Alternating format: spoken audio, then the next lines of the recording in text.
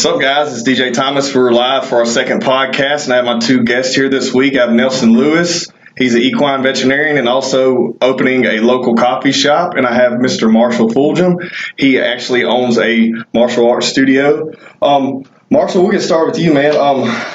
I've known you for quite a while now. I would kind of want to let you give the listeners some feedback on that if you want. How I met you? Yeah, sure. Sure, let's go for it. All right, so let me try to tell the story correctly without hurting too many feelings. So I was told by my employer at the time, I'd been out of martial arts for quite some time, and I was told at the time that summer that I was no longer needed. My services were no longer needed. So I was middle-aged, middle 30s. I needed something to do. And my brother that was running the gym at the time where you were at, DJ, called me and said, "Hey, you need to come in and help us out." Mind you, this is probably like 10 years ago, I believe, at this point. Yeah, 2008, 2009. Right. And so came in, just kind of, helped hold some mitts and some target, shook some hands, met everybody. And that's when I met you, and you were getting ready for a fight, if I remember correctly. Yeah, I believe so. Was it out at the Downs? Yeah, it was in South Louisiana. It was at a That's right. Slug Fest at That's Mud right. Fest. Your brother was actually coaching me for that fight. Yeah. So, and I'm not going to tell you who my brother is, Yeah. but anyways, anyhow, so that's where we met, and I just remember at that point in time thinking that I knew you were young, but you had dreams of doing other things. Like Right. You were always fighting wasn't my main priority. don't get me wrong. Yeah, it was fun. But you know what I'm saying? So that's kind of how you and I met. Right. And that's been 10 years ago. And then I didn't see you for a while. You did other things. I stayed and I ran the martial arts school. We grew it, whatever. And then a friend of ours invited me to this local business group. Yeah. And he said, "Hey, I got a guy that I think knows you." Right. Oh man, nothing. So it was a walk in, and there you are. And so we kind of met up again. That's been about a year and a half, 2 years ago. Yeah, we're about 2 years in now. Yeah. It's just crazy how the paths have they forked at one time, they come back together, two completely different avenues, and now we're doing things. No doubt. Well, I have Nelson here too, man, and I'd love for you to give an intro and kind of tell everyone who you are and what you're doing. Yeah, Nelson Lewis, like DJ said, I'm an equine veterinarian, so for those of you that don't know, it's just work on horses exclusively, so you don't want to ask me about your dog or cat because it might not come out right. But at any rate, been doing that since 2006, and own that with my brother, and have 4 veterinarians in the practice. It's a full-time kind of emergency hospital. 24/7 deal, and then fixing to open up a coffee shop. Right. So, yeah, kind of want to go a different direction. Now, what got you into coffee? How do you go from being a horse veterinarian to opening a coffee shop? I'm interested in the story and how that happened. I think it goes back to the ASFAB. Okay. Remember the ASFAB? Yes, absolutely. So, my ASFAB said I was supposed to be a chef. So, I don't know. Interesting. And I love cooking for people and things like that, but I don't know, just lived in New Orleans and other parts of the country that had some really good coffee shops and love coffee. Of course, going through veterinary school, it's, you're living off coffee. So, Oh, yeah. Any professional school, a lot of what we do. And so, really kind of started thinking about it 6 or 7 years ago. I flew out to Phoenix and was working on some horses, and the people that own the horses also, they were from Canada, and they had a place in outside of Phoenix, so I got to stay there while I was working on the horses. That's awesome. They had this coffee shop. Like this summer home, winter homes for all the snowbirds, and they have this coffee shop that you come in the front, and they had like a big reading room. So at 4:00 every afternoon, all the children from this huge neighborhood, which was like a town, would come in there, and they had people designated to read for them. Okay. And the coffee was awesome. And I just was like, I don't know, for some reason that place really made me just go. Well, that's an interesting Because it was spin on it. different. Yeah, that's very different for that. Most of your coffee shops have your business entrepreneurs and your students, and that's about it. Right. And so this was it was really about bringing the community together. Right. And so I think it goes back to, what's your why kind of thing. So it's so we did that, and then so our coffee shop's going to have a couple of meeting rooms for people to do, business meetings or, whatever you want to do. But we're not charging for that. We're just going to let people come in and use the space. Because, we were always looking for a space when we were meeting with people.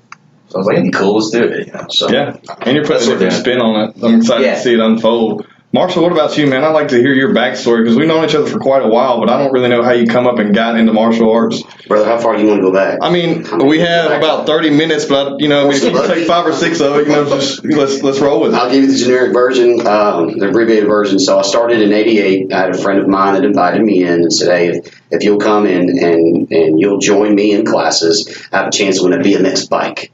And in 1988, to seventh grader, BMX bike was pretty cool. That is pretty cool. So I decided to help a friend out, and I went in and I immediately fell in love with it. I fell in love with the structure. It's something at the time and my age that I really needed. And so I stuck with it. I found a kinship and a friendship in there. Yeah. And so as time goes on and progresses, it was something that I could do. I tried playing basketball. I was a little too short. Right, I tried playing football, a little too small, and so. But I really like martial arts. I could go in there and I could kick and punch whatever I wanted to kick and punch, and I could learn those values. And it was a martial art at the time. I was training traditional style taekwondo, so it was at the time had a lot of history to it, and so I liked learning about that. And so as I progressed, my instructor and I became pretty good friends. And he wound up being from France, of all places, and so.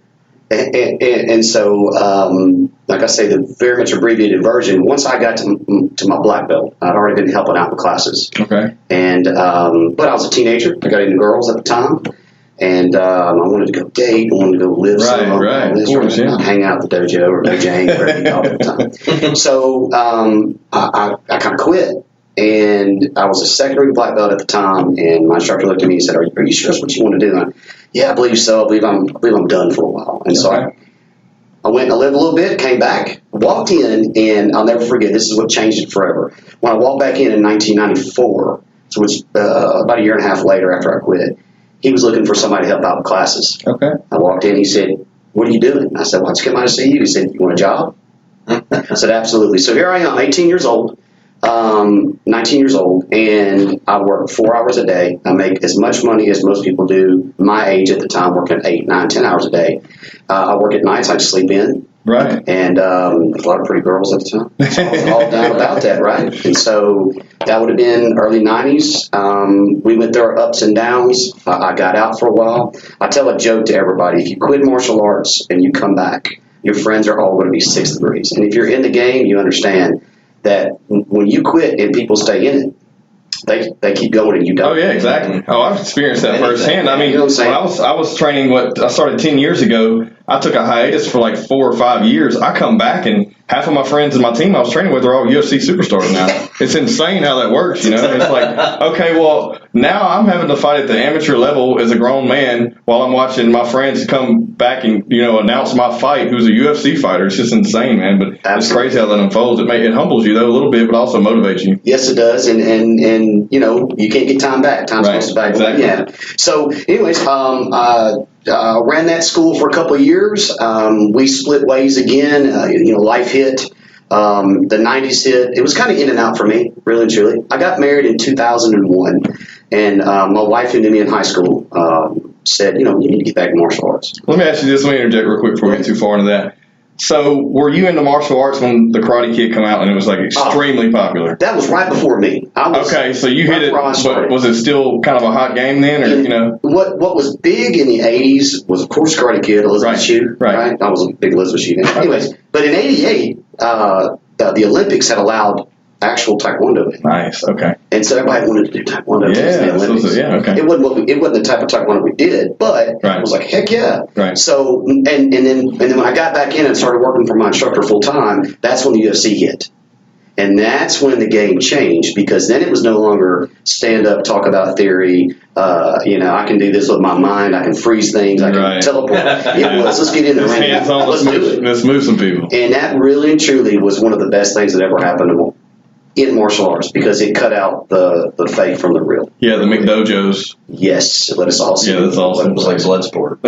So I'm gonna go back. Yeah, exactly. But I was thinking for you listeners under 25, you probably don't know what it is, but you should look up that movie. It's a great movie. Yeah, and the great thing about the UFC is that I didn't have cable. Nobody I knew had cable because I lived so far out. I lived in North Bossier Parish. I had to rent the fights from Blockbuster 6 months after it happened. Nice. So you rent the fights and you just watch them and watch them. But anyway, so just real quick, after 2001, I still didn't listen to my wife for 8 years. You got back into the workforce. Got back into the workforce. We're out of martial arts. I was. And, okay, you went through multiple different. And, yes, and she told me it was like a revolving door, and she told me you need to get back every 6 months. You need to get back. So actually, when I met you, that's when I started coming back in. Well, that's interesting because I think now, of course, you have passion. You're doing it full time, and you have a successful gym. Not only that, but you're doing something more. You're trying to grow. You're trying to inspire people, not just make your gym dues every month and swing people in and out. But from that standpoint, it's all about, values. What we're trying to do here is actually give you information that's going to either motivate you or just change your mind a little bit so you can move forward. If you're scared to make that jump, then you're going to be stuck moving through the motions, like you said, for 8 more years. You're never going to get that time back. I mean, of course, I'm sure you learned some stuff during that time, but you're never going to get that back. So now that you know, I'm sure you would have done things differently. Yes, sir. But it all folds out the same, but it's awesome to be able to motivate you. Yes, now, Nelson, I'm interested to know kind of, has this been your path the entire time as far as leading up into being a veterinarian, or did you have other aspirations and it changed? What was your childhood like? What motivated you? Were you going to school and saying, okay, I want to be a veterinarian, or, what kind of happened there? No, I wanted to be a jazz musician. Okay, interesting. Yeah. And I played saxophone, or still play saxophone, but played saxophone and wanted to do that. And my dad's a doctor, half my family's, and they're a bunch of brainiacs, so it was like, I think I'd gone my first semester in college, I had a 1.7 or something like that. It was ridiculous because I made a 17 on the ACT. Okay. I have one of the lowest ACT scores of any veterinarian on the planet. Well, because I asked you that because most veterinarians I meet, that's all they want to do the whole time they grow up. Right. Well, I grew up on a ranch too. Right. And then I have an uncle that has a big practice, and I spent a lot of time there. And it was more like, I guess this is what I should do. And it's not that I don't like doing it, and it's not that I don't. I have a passion probably more for doing things right, no matter what I do. Right. So. But I was one of those guys. I got in a lot of trouble. I mean, you can call the sheriff, and I was asked to leave the state. Very vulnerable. Okay. And I got some trouble. So if there's anybody out there that's been in a lot of trouble and down and out with a really low ACT score, you can make it. Yeah, I mean that's a good point. But I mean, I was arrested and drugs, and I went through it all. I went through the ringer, and then grades were really low. Went to college 6 years, got denied twice for vet school. Then was going to maybe go to welding school because I used to weld too. And so it was like, thankfully back then at 6 years they would let you retake classes that you'd done bad in, or after 4 years. Yeah. So I went through and I retook all those classes that first year. And made really good grades. That's got to be frustrating, though, to have to go through and do it again, man. Well, it was if I'm going to get in, I'm the one who screwed up. Exactly. Hey, accountability. That's awesome. Yeah, I was the one who screwed up, and I went in there, and and it was like that third time. I was like, okay, we'll see what happens. I got in, and and then I'd gotten all my partying out. I was a little bit older than a lot of other people in the class by a couple years, and. By the time I got to veterinary school, I was like, okay, this is my job. So I treated it as a job, went through it, did good. Did the motions. Got through it. Yeah, I mean, and that's the thing I think with being young is golly, it's so tough now looking at kids and they it's, my wife's cousins, they were like, one of them had made a 28 on the ACT and one of them made a 31, and they were taking it 8 times. Because they were trying to make a 32. Yeah. I promise you, that's not going to get you. That's not what's going to get you there. It's going to be the effort and the hard work. Hard work, and some type of desire to do something. And you don't have to know what it is really. That's right. Well, it took me, I tell everyone, it took me 10 years to figure out what I want to be when I grow up. Now I'm doing this. This is a part of what I do from a marketing standpoint on a daily basis. But 10 years ago, I was in the oil and gas industry wearing hard hat and steel-toe boots on an oil rig, and I would have never thought I'd been sitting right here talking to you guys about this stuff. It's just insane to think about it, but I think what drove that, of course, hard work, because you have to work hard, to make a paycheck in that industry, but passion. Yeah, and finding your passion. It takes a while to find your passion. You really, people that think they're going to be an entrepreneur and start a business at 18 years old, I mean, 1 in a million maybe, that's great, but you don't know yet until you go through the motions and fail a few times and get stronger and progress forward. Yeah, I don't know. It's in finding your passion is it's really. I mean, I was so stupid at 20, and so I told my wife, I think and it's not anything. It's not anything. I'm knocking young people. It's the idea that you just don't have a lot of life experiences, and you really don't really figure out some things about life till you go through some crap. Of course. Once you go through some crap to get to the other side. And so it was the other night I told my wife, I was like, I was so stupid at 20. I was pretty stupid at 30. So now I'm 42 and I'm going, what am I going to be saying 10 years from now about how stupid I am right now? I'm trying to what am I doing right now? Is there something I'm doing that's really retarded that I should do better? But, who knows? When I'm 60, I'll be looking back at 40. Yeah. Well, you opened a coffee shop. Would you do that? We have a great saying for this in the school, or I'm sorry, a great scenario. You tell everybody that starts up, you say, hey, look, you keep your hands up. And you keep your hands up. And you kick, you punch. The other hand needs to be up. Until they get kicked in the face, they don't understand. Right. You keep your hands up. Exactly. So life lessons teach. Who was that said that? It's all fun and games till you get hit in the face. Right. I believe it was Mike Tyson. Mike Tyson, I'm pretty sure it was. Yeah. I mean, that's a way to the simple truth right there, But I think where it goes back to, you said hard work and what we were talking about, and, you had to do those things twice. You had to go through all those classes and then do them again because you messed up the first time, but you're willing to put in the effort because you know what the end game was. And I think a lot of us work for that long game. I mean, for that short game, we want that short-term satisfaction, so we don't chase our dreams or our passions. And maybe not even, I don't like saying goal because goal is such an overused term in my opinion. I don't want to set goals that I'm going to exceed, because then where's my next goal? So I would just say I'm setting levels and points of my life where I think I want to get this done, do as much for people as I can, and then move on to the next thing and see what I can do from there. And it's playing the long game. Like, we're putting in all the effort and all the time and investing in what the end game is going to be, the end result. But the people that are playing the short game and just living for today, living for the likes on Instagram, or living for the quick paycheck, it's really going to, in the long run, going to add up to a lot of years of not being happy, like you said, Marshall, to where you realize, okay, I need to go back to the drawing board and figure out what I really want to do. And I'm sure it took a financial toll and a lot of effort, but now you're doing what you want to do, and you learn from all that, and you can apply that to moving forward. And I've noticed, like, you have 2 kids. Yes, sir. And they are both into martial arts. Yes, sir. And I've met them a few times. And what I can say about this is that your children are mature for their age, in the fact that they're not living in a fake world. Because a lot of kids nowadays are living in a dream, basically. I mean, it's instant gratification. There's no accountability there. Right. But I think and I'm not harping on any kind of discipline or martial arts, or, you can do whatever it is you want to be disciplined. Right. You can be disciplined as a mindset, whether it's just making your bed every morning before you leave the house. Right. That's still holding yourself accountable. Right. But I'm noticing your kids, Nelson, I haven't met yours yet, but I'm looking forward to it. Hopefully I will be able to one day. But in your children, that they are very aware. Yeah. They're self-aware, and they're ahead of their age and mature for their age because of that. How did you get to that point?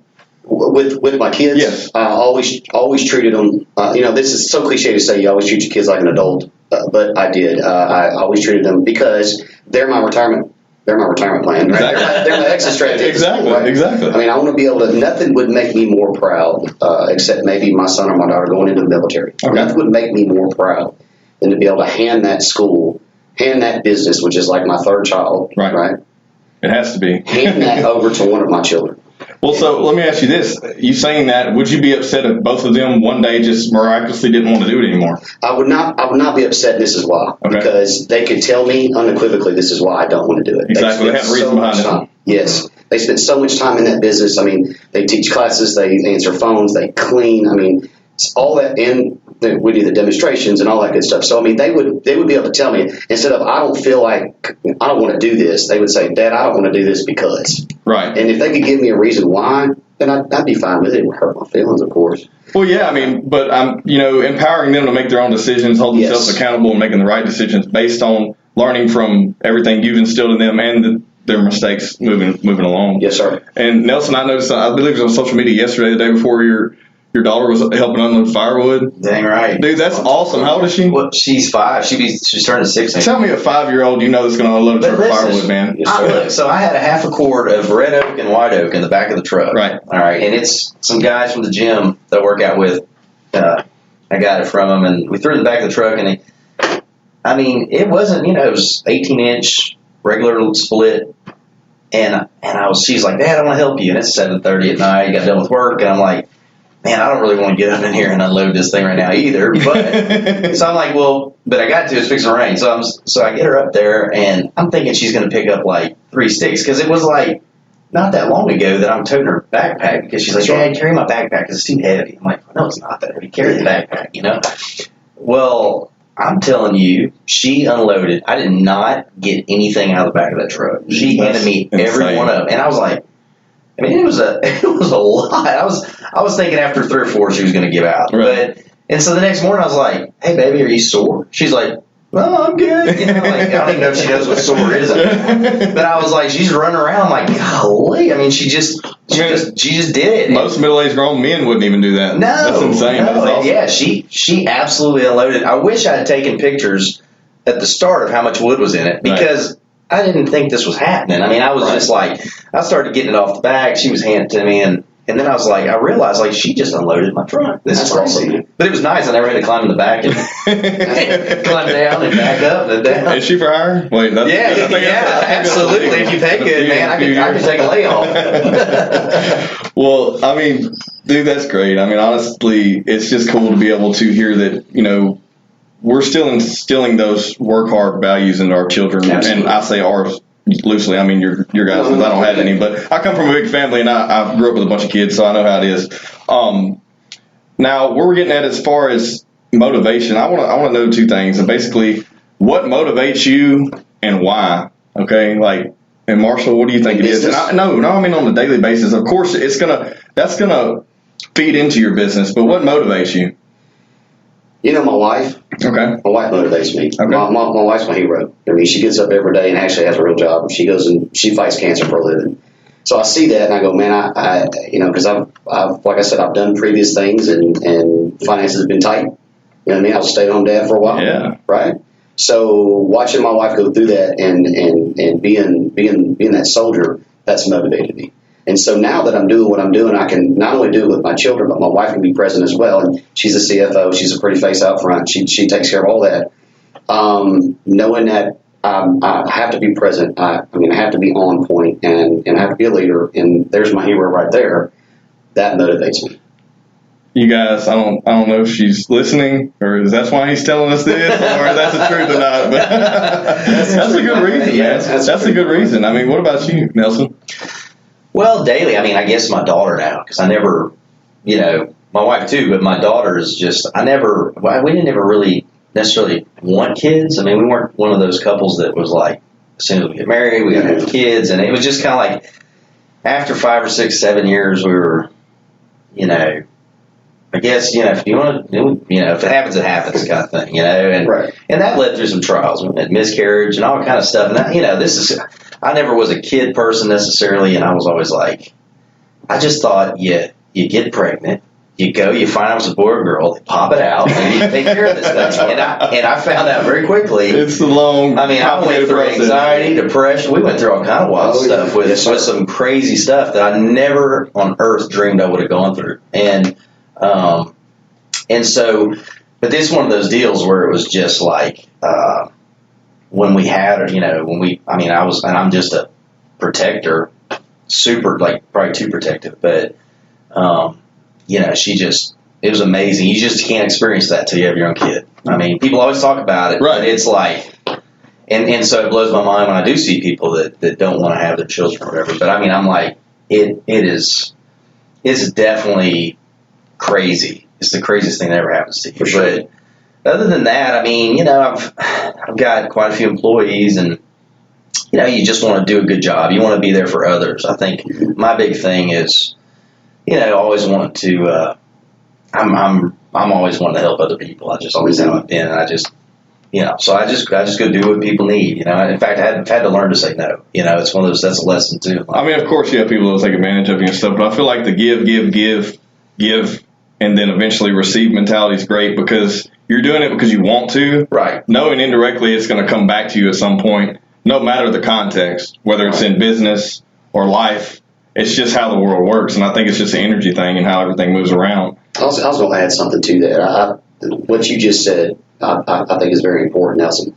Helping people. Let me just, if I may. Yeah, of course. Go. So one of the coolest things that I can do nowadays is I'll be in another local business, whether it be Target, a restaurant, anywhere around town, and I'll see a previous student, and they'll walk up to me and they'll say, "Hey, Mr. Fulgham, do you remember me?" Now, granted, I've been training students since 1991, so it's been a while. And sometimes they're 7, and here we are 20-something years later. And I'm like, I think I do. And they'll say, well, believe it or not, you remember me? I was the kid that would come in. I wouldn't have my belt tied right, and I couldn't stand still, and my uniform was all out of shape. I was always late. I was always getting in trouble. And I would say, it never fails. I always remember the face, but not the name. I'll say, yeah, I do remember you. And they say, well, I remember you back then, and you motivated me to be now, I'm the manager. Now I've graduated college. And it's like, wow, now that's cool. Because here we are 20, 25 years later, and you're running the establishment, and you couldn't even pick your own nose back when you were starting. So that's another motivation as well. Well, so that being said, do you think the accountability made up for most of that? The accountability in what you do. And I mean, and that's across all avenues, no matter what industry, no matter what art, how it is in personal life, however it is, whether it's martial arts or just running a business and holding employees accountable, or your children. Do you think that's what made it happen, or do you think it's more along the lines of just you instilling value in them? Brother, that's a good question. I think it's, God puts you in spots sometimes to make a difference, right? And so you find those people you connect with, you make a difference. But yes, holding people accountable, and like I said this morning in our meeting, not only holding people accountable, some people hear the word accountability and they think, I'm going to get in trouble if I... Well, they run from it. They run from it. And the worst thing you can do is run from it, because I feel like we are at a point in society right now to where we don't have any accountability. We don't have accountability for what's posted on social media. Right. We don't have accountability in government. We don't have accountability in society as a whole. That's right. Now, of course, there's a lot of good people doing good stuff out there, and they're being recognized for it, but there's a lot of them doing good stuff out there, and they're being rewarded for it in manners that really don't matter, whether it be monetary or, however, whatever else it may be. But the thing that I really go back to on all of this is that right now, it's the instant gratification and not willingness to put in effort. Yes. And when you can't put in effort, I know that's an old school mentality, but we still need it instilled, because if we don't have it, there's nothing to fall back on. What happens if all these platforms disappear tomorrow and you have to put your hands on something to work again? That's true. That's true. Well, I think the biggest thing is self, and one of those things you have to learn as you go is to be selfless. And it's hard. I mean, everybody's selfish. That's one of the biggest things I learned when you have a kid is you don't realize how selfish you are till you. I just want to take a nap this afternoon. I can't do that. But our society is a me society. Facebook now is all pictures of really yourself. A lot of people put that's called selfies. Yeah. I mean, and a natural thing to do is if you see a picture, if someone takes a picture of you and 5 or 6 other people, and then they show you the picture, the first thing you're going to do is look at yourself. I mean, exactly. That's natural. I mean, that's human nature. But when we make that the center of our life, I think that's where that instant gratification comes from, because there is no such thing as instant gratification. I mean, you're not supposed to be instantly gratified. Exactly. I mean, you're going to get something out of something all the time, but it's not. You're not supposed to do something so that you can get gratification every time you do something. I mean, sometimes it's going to be bad. Sometimes life's going to suck. Yeah, of course. Sometimes things are going to be. But you know what? I love when life sucks, and I'll say that loosely, meaning that I love getting kicked in the ass so I can get back up. Because if not, I'm never going to know what it feels like. So when something really bad happens, then I'm screwed. Right. So many people say, they're depressed, or, they're upset, or, their life sucks. But I don't think that way, because I can compare it to, okay, well, what if this? Who cares? Like, really, if you think about it and you have the mentality of, okay, my life sucks. If you're in your head saying, okay, who cares? Because really, no one cares. At the end of the day, they don't. It's you have to live selflessly. So to keep from being selfish, the people that live selfish versus the selfless, have, a totally different negative result. Yes. And, moving forward from that, it's just putting the work in, holding yourself accountable, and overall doing better for everyone. If you can't do that, then Well, yeah. what are you here for? Here's the thing too. I leave every night thinking to myself, if I never made another dime doing what I do, would I do it tomorrow? Absolutely, unequivocally. This is what I was made to do. But there's so many people out there right now that hate what they're doing, Man, they do. hate their boss, hate school, hate college. Dude, you don't have to be there. Well, you don't have to be there, and also you don't necessarily have to like what you're doing to an extent. What you have to do is do a good job at what you're doing in that moment. That's Yeah. right. So it's like and I'm not knocking them. I mean, I tell people all the time, if I was in the back of the garbage truck picking up garbage cans, I'd be one of the best guys out there. I'd be running. I'm Exactly. like, it's an exercise out of this. Exactly. I was like, no, I'm not jumping on the freaking truck. I'll run to the next set of until I get tired. But I mean, because everybody has a place in life. Everybody has to do something. That doesn't mean that person's going to do that the rest of their life. They might like doing it. I mean, there's some jobs like that aren't bad because you don't have to answer to anybody. I mean, you don't. Right. You don't. Being a business owner is not a cakewalk. And No, of course it's not. But I think that it's important to try and find those things that you like. But at the end of the day, we're not all going to just have our dream job. I mean, I like what I do, but more than I like what I do because I like fixing things. But I also really like just the people that work with us. I mean, we have an awesome group. But I feel like you are doing what you want to do. You say because I like fixing stuff. you like doing that, but not only that, you're about to open a coffee shop and you love it. You're an enthusiast. Oh, yeah. This dude has told me so much about coffee. I had no idea there were all these different, levels Well, and different kind of viscosities and all these different, recipes. And, for someone to be able to take the time to learn all that, you're motivated about it. So no matter if you start this new shop, whether it succeeds or it fails, you had a fun time the entire time doing it, right. and you learned something from it. But then it's made you so passionate to be the best in this industry around this area because you know everything there's to know about it. It's not just a business platform for you to make money real quick because it's trending right now. Right. I make a lot of espressos for my clients. Exactly. I mean, they come in there and. Well, that's probably. I think you said that's why that they suggested you have your own shop because I was always making. Yeah, you're just making them. Yeah. You're not trying to make money off of I'm them. like, You're just hey, like, yeah, just hey, you want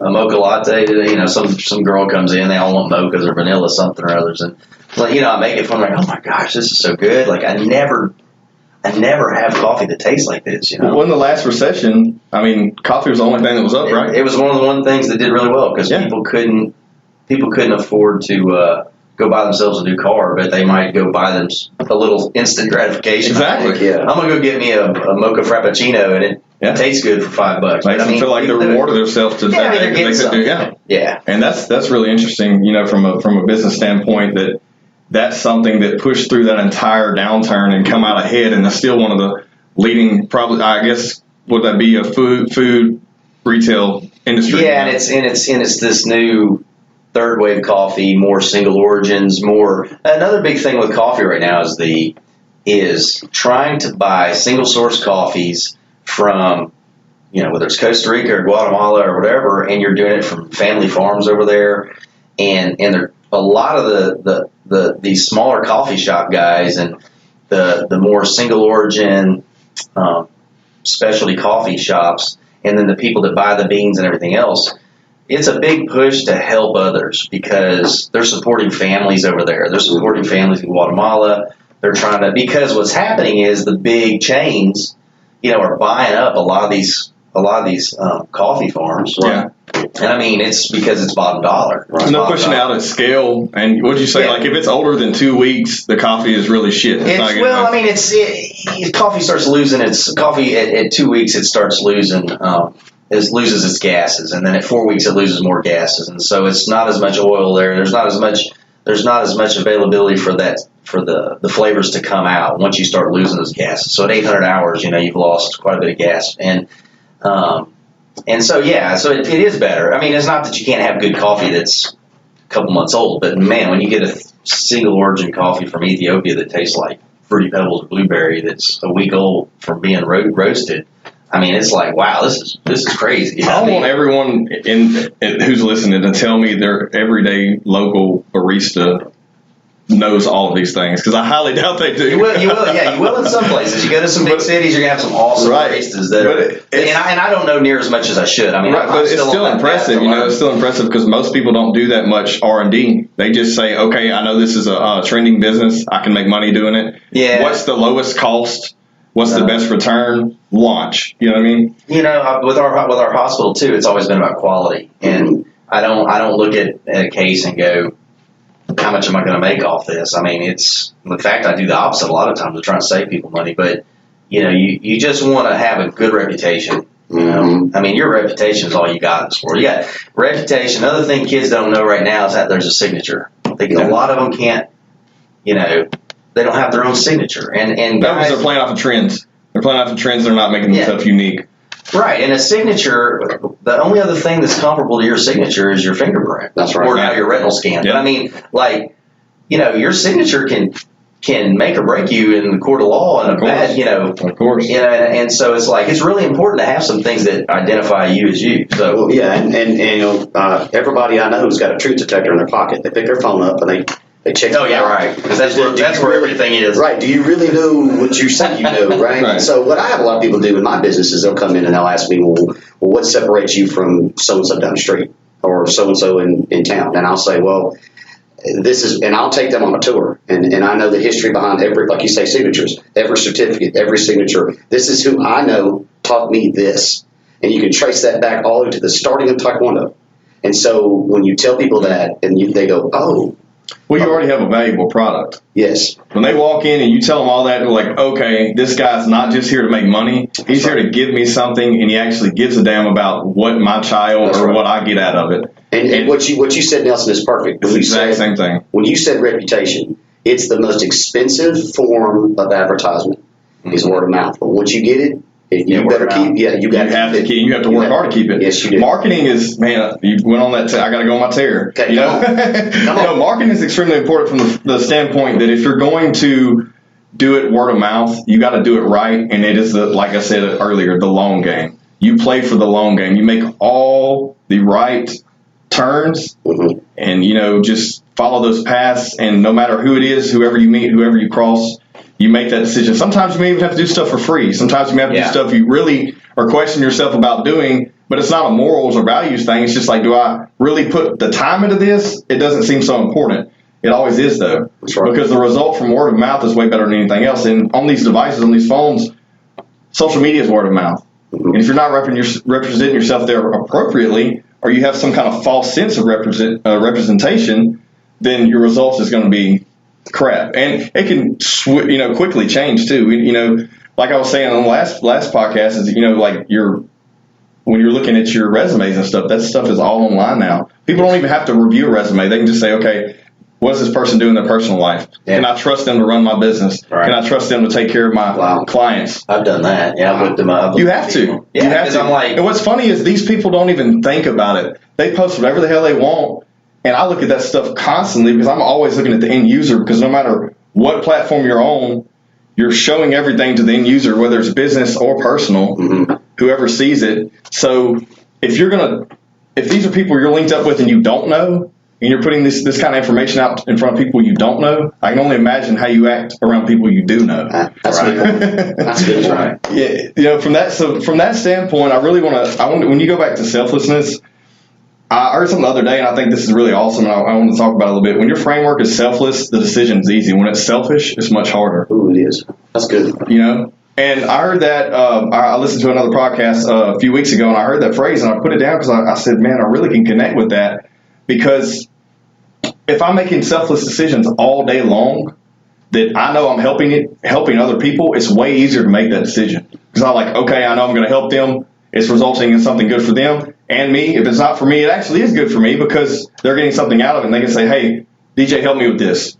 That's right. But if I'm making a decision that's not helping anyone around me and only benefits me, am I really benefiting from it? No, I don't think so. Well, here's something I want to add to what you just said, and this is why I've always respected you, is because when I first got into our group that we're in, Yeah, we're in a local networking group. It's I'll plug it real quick. It's Business Networking International, BNI for short. It's globally known, so I don't mind plugging it. You know what I mean? so you're one of the first people I met with, and you came to the school, you showed me this is what you need to do. And Right. I felt like when you stood up and you talked about the guy that had the out-of-date website and all that was me. I'm like, well, I'm doing it all wrong, right? And so you talked to me about upgrading, updating, and all that. And even though I didn't go with your service, Hey. you were still, hey, you know what? I'm cool with that. I'm glad you learned something. And from that gave me enough knowledge base to know what I needed to do with my business. Exactly. I don't care if you use me or not. I would rather give you the information, you get value out of it. And if you have to go somewhere else and you're more comfortable using someone else, or it's a monetary thing, whatever it may be, at least I made you comfortable. Exactly. So whenever you make that decision, you have more knowledge about the decision you're making. Because if you're going in it blindly, you have no guidance. Right. It's a hard lesson. Exactly. If you spend way too much, or spend way too much time on something, it's just a hard lesson to learn to eat that time and to eat that money. That's right. Well, and that's why it just, it comes full circle, because now when if you got pissed off and mad and said, well, that's it, all people come on and spend all this time, but that's not how you took that. Well, that's an old school mentality, man. That's that old school sales mentality down your throat. Oh, I cannot believe you used me, man. I've known you for 10 years. I don't care, man. As long as you're succeeding, I'm succeeding, because at the end of the day, we're all working together as one. Something positive's going to come out of it. No, it is. And like Zig Ziglar said, I tell my students all the time, if you help enough people get what they want, you're going to get what you want. Exactly. You got to keep on putting the time and putting that positive out there. Well, let's shotgun real quick. We got about 3 more minutes. So, Nelson, you have anything you want to get in?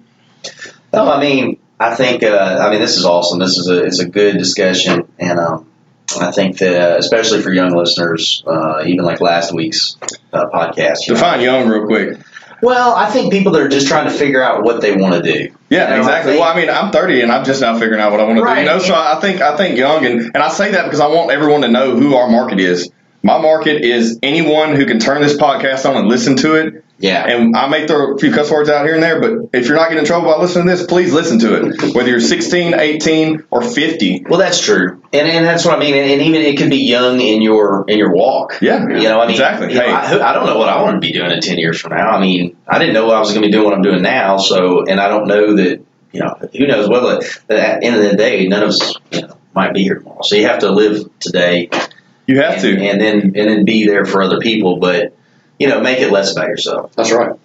100%. Well, look here, guys. I have y'all both something for coming on the show, and I appreciate it. Nelson, I'm going to give you yours first. Is it a single origin Ethiopian Gagashev? So it is coffee.